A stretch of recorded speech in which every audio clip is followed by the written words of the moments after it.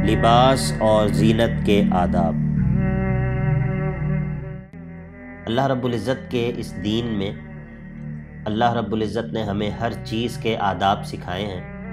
اور انسان کی ضروریات میں سے ایک بڑی ضرورت اس کا لباس بھی ہے۔ تو ہماری شریعت نے ہمیں ہمارے لباس کے متعلق بھی بہت زبردست آداب اور بہت ہی اچھے جو قواعد ہیں وہ عطا کیے ہیں۔ آج کے سبق میں ہم ان آداب کا ذکر کریں گے جو ایک مسلمان کے لیے اس کے لباس کے متعلق شریعت نے مشروع کیے ہیں۔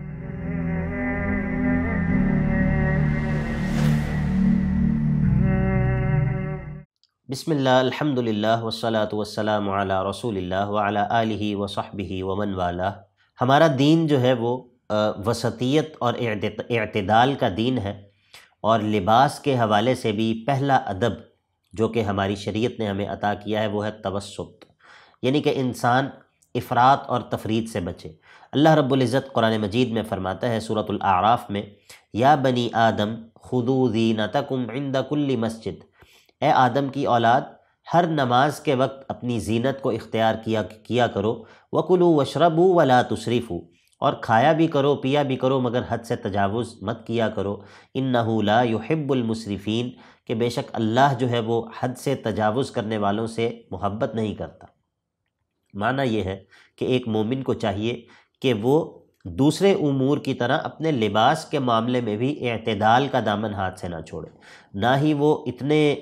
مہنگے اور اتنے قیمتی لباس پہننے کا اہتمام کرے کہ جس سے اس کی جو معیشت ہے وہ ڈسٹرب ہو، اور نہ ہی وہ اپنی حد سے بہت کم اور اپنی استطاعت سے بہت ہی گیا گزرا لباس جو ہے وہ پہنے، اور اس کا مقصد جو ہے وہ یہ ہو کہ شاید یہ اس طرح کا لباس پہننا جو ہے وہ اللہ کے قرب کا ذریعہ ہے۔ نہیں، بلکہ اس کو چاہیے کہ وہ اپنی استطاعت کے مطابق مناسب اور اعتدال کے ساتھ رہ کر اپنے لباس کا جو ہے وہ اہتمام کرے۔ دوسرا اہم ادب وہ ہے التجمل، اور وہ یہ ہے کہ انسان کے لیے یہ مستحب ہے اور اللہ رب العزت کو یہ پسند ہے کہ انسان ہمیشہ اچھا نظر آئے، انسان ہمیشہ جو ہے وہ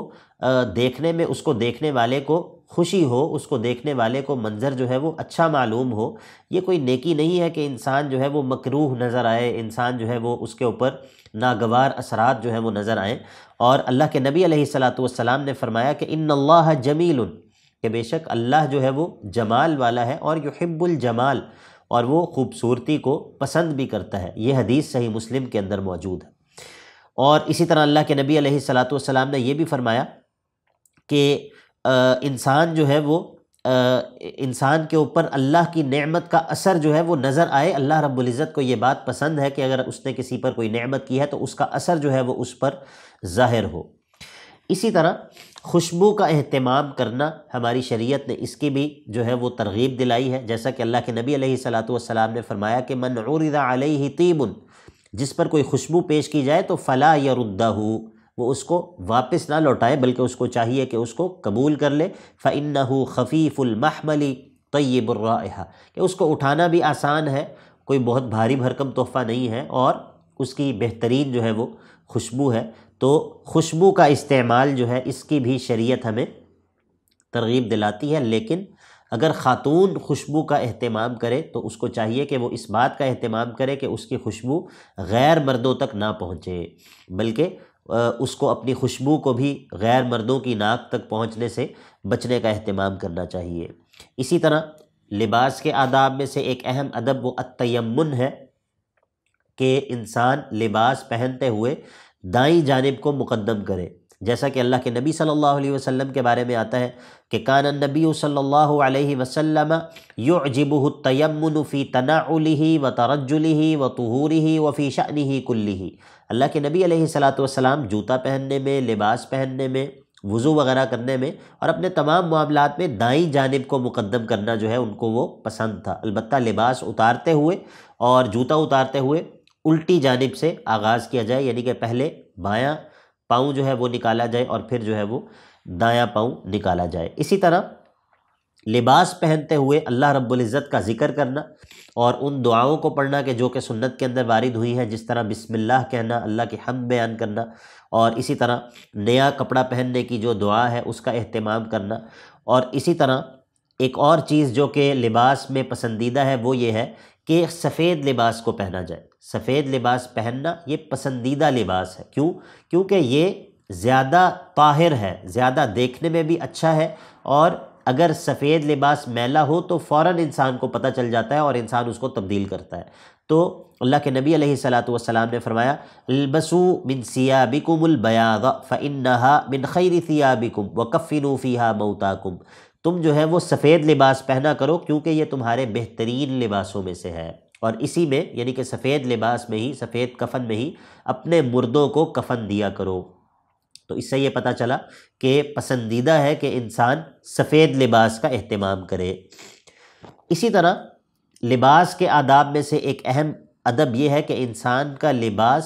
وہ تواضع والا ہو، اس میں بہت زیادہ تفاخر اور بہت زیادہ شہرت کا لباس اور ایسا لباس پہننا کہ سب لوگ اس کی طرف متوجہ ہوں، انسان ایسا لباس نہ پہنے، اور وہ ایسا لباس نہ پہنے کہ جس کے ذریعے وہ دوسروں پر اپنی بڑائی جو ہے اس کو ظاہر کرے۔ جیسا کہ حدیث کے اندر آتا ہے، اللہ کے نبی علیہ الصلاۃ والسلام نے فرمایا کہ ایک شخص اپنی 2 چادروں میں بڑا اکڑتا ہوا چل کر جا رہا تھا اور اپنے آپ کو بہت بڑا سمجھ رہا تھا، تو اللہ رب العزت نے اس کو زمین میں دھنسا دیا اور وہ قیامت تک زمین میں دھنستا ہی چلا جائے گا۔ اسی طرح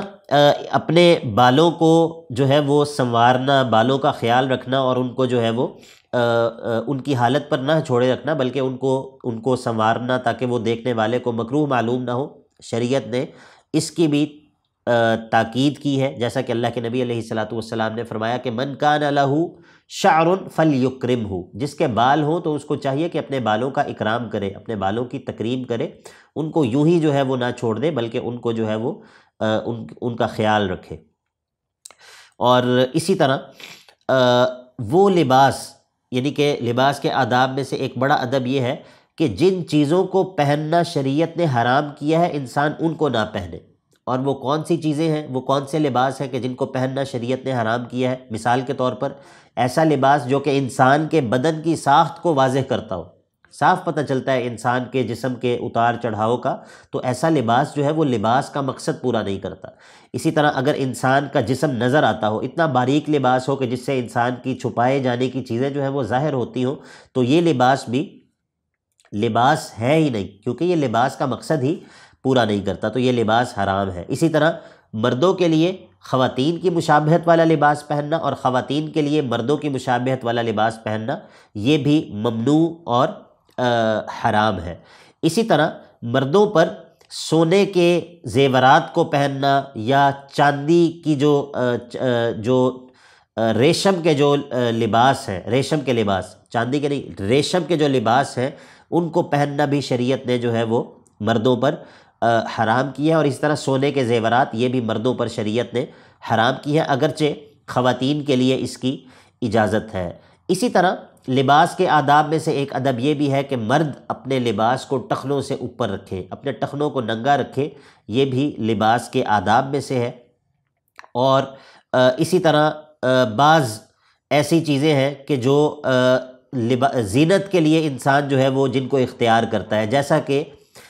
بعض دفعہ انسان اپنے جسم کے اندر کوئی چیز گدواتا ہے، پہلے دور میں جو ہے وہ اور اس کے طریقے تھے، اور آج کے دور میں ٹیٹو جس طرح بنتے ہیں، یہ اس طرح کی چیزیں، یا اپنی جو ابرو ہے ان کے بالوں کو کاٹنا اور ان کو جو ہے وہ اس میں تبدیلی کرنا، یا پھر اپنے بالوں کے ساتھ مزید بال ملا لینا، ان کو شریعت میں وشم،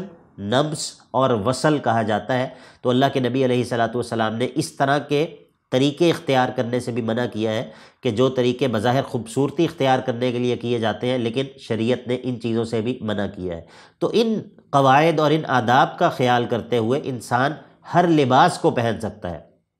یعنی کہ وہ لباس اگر وہ مردوں کا لباس ہے، خواتین کے ساتھ مشابہت نہ ہو، لباس جو ہے وہ ایسا نہ ہو کہ جو کہ جسم کو ظاہر کر رہا ہے اور جسم کو چھپا ہی نہیں رہا، اور لباس جو ہے وہ ایسا نہ ہو کہ